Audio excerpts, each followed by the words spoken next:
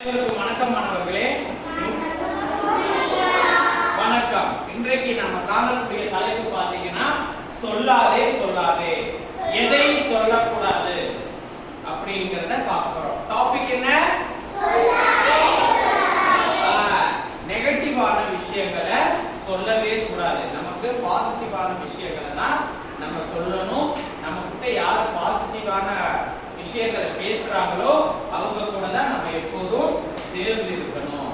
அதுக்கான ஒரு பாடல் நான் இப்போ உங்களுக்கு பாட போறேன். அதன் பிறகு நீங்க என்னை தொடர்ந்து பாடலாம். புரியுதா? இப்போ நீங்க பாட வேண்டாம், முதல் தடவை நான் பாடுறேன், பிறகு நம்ம இருவரும் சேர்ந்து பாடலாம். சரியா? சரி.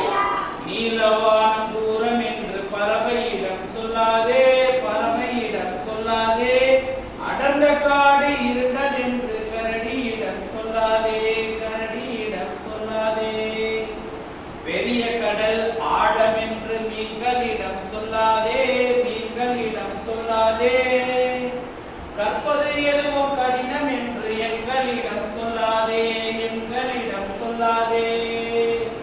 மாணவர்களே, இதுதான் பாட்டு. இப்போ முதல் முறையே பாட்டை நீங்க என்னை பின்தொடர்ந்து பாடுறீங்களா? பாடுறீங்களா? சரி, நம்ம அனைவரும் பாடலாம். சரியா? நீலவானம் தூரம் என்று பறவையிடம் சொல்லாதே,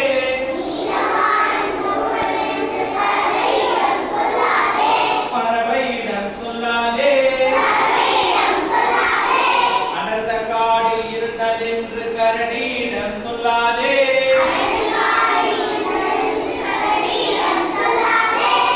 கரடியிடம் சொல்லாதே, பெரிய கடல் ஆழம் என்று மீன்களிடம் சொல்லாதே,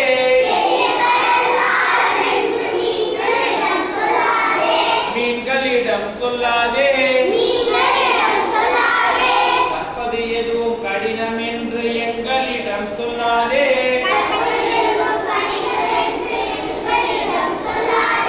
எங்களிடம் சொல்லாதே.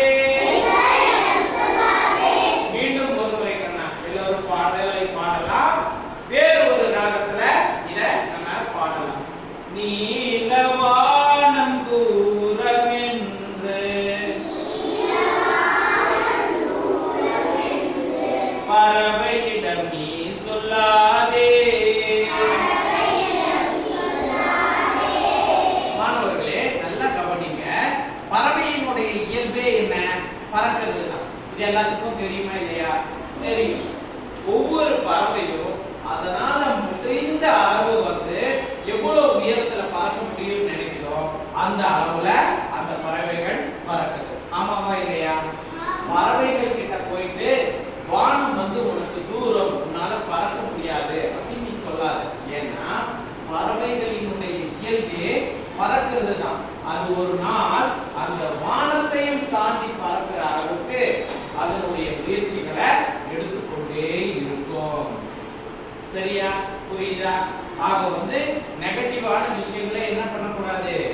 நம்ம சொல்லக்கூடாது.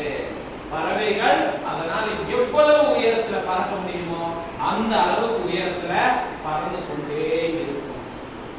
அடர்ந்த காடு இருண்டதென்று கரடியிடம் சொல்லாதே. அப்படின்னா அதாவது திக்கான ஃபாரஸ்ட்ல, அடர்ந்த காட்டுல வாழ்வதுதான் கரடியினுடைய இயல்பு. கரடியிடம் கிட்ட போயிட்டு இந்த இருட்டான காட்டுக்குள்ள உன்னால வாழ முடியாது அப்படின்னு நீ சொல்லாது. ஏன்னா முடிந்த அளவுக்கு இருண்ட காட்டுல தான் அந்த கரடியும் வசிக்கும். பெரிய கடல் ஆழம் என்று மீன்களிடம் சொல்லாது. அப்படின்னா கடல்னா ஆழமாக இருக்கும், கடல்ல வாழக்கூடியதுதான் மீன்கள். அந்த மீன்கள் தன்னால முடிந்த அளவு எவ்வளவு ஆழத்துல போகணும்னு நினைக்கிறோ அந்த அளவுக்கு கூட அந்த மீன்களானது கீழே கீழே அடியில போய்கிட்டே இருக்கும். மீன்களும் அதற்கு உண்டான முயற்சிகளை செய்யும். ஆமாவா இல்லையா? அதே போலதான் மாணவர்களே, கற்பது எதுவும் கடினம் என்று எங்களிடம் சொல்லாதே. அப்ப சில மாணவர்கள் நினைத்திருப்பீங்க, என்னது படிக்கிறதுன்னா ரொம்ப கஷ்டம், எழுதுறதுன்னா அதை விட கஷ்டம், எனக்கு படிக்கவும் எழுதவும் பிடிக்கல என்றெல்லாம் நீங்கள் சொல்லியிருப்பீர்கள். ஆனால் எப்படி பறவையினால தன்னால முடிந்த அளவு வானத்துக்கு பறக்க முடியுதோ, எப்படி கரடி அடர்ந்த காட்டுக்குள்ள வசிக்க முடியுதோ, மீன்கள் எப்படி ஆழமான கடலுக்குள்ள செல்ல முடியுதோ, அதே போல உங்களாலேயும் நன்றாக படிக்க முடியும். ஆமாவா இல்லையா? உங்களாலேயும் படிக்க முடியும். நீங்க நல்லா படிக்க முடியும். யாராவது உங்ககிட்ட படிக்கிறது கஷ்டம்னு சொன்னா, படிக்கிறது தான் மனிதர்களுடைய இயல்பு, நம்மளால படிக்க முடியும் அப்படின்னு நினைச்சு நீங்க என்ன பண்ணணும்? பாசிட்டிவா பேசணும். பேசுவீங்களா? அருமை அருமை. ஓகே, நன்றி மாணவர்களே. அடுத்த வகுப்புல